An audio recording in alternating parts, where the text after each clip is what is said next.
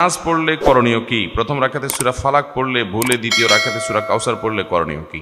দেখুন, কোরআনে কারীমের তারতীব রক্ষা করে তেলাওয়াত করা নামাজের মধ্যে এটা সুন্নাহ। এই জন্য আপনি প্রথম রাকাতে সূরায়ে ফালাক যদি পড়েন, তাহলে দ্বিতীয় রাকাতে আপনি সূরায়ে নাস পড়বেন, উল্টা পেছনে যাবেন না, সামনের দিকে যাবেন। এটাই হলো সুন্নাহ, তারতীব রক্ষা করা। যদি তারতীবের খেলাফ হয়ে যায় নামাজ হয়ে যাবে, কিন্তু এটা একটা অনুচিত কাজ হলো, সুন্নাহর খেলাফ কাজ হলো, নামাজ হয়ে যাবে। নামাজটার কোয়ালিটিতে ত্রুটি হলো, পরবর্তীর জন্য সাবধানে থাকতে হবে, নামাজ হয়ে যাবে। আর যদি কেউ প্রথম রাকাতে সূরায়ে নাস পড়ে বসে আছে, কুল আউযু বিরাব্বিন নাস, এরপরে সূরা কি? সূরা নাসের পরে সূরার নাম কি? আর সূরাই নেই, নাম থাকবে কোত্থেকে? তো এখন প্রথম রাকাতে বেচারা নাস পড়ে বসে আসছে, বা দ্বিতীয় রাকাতে কি করবে?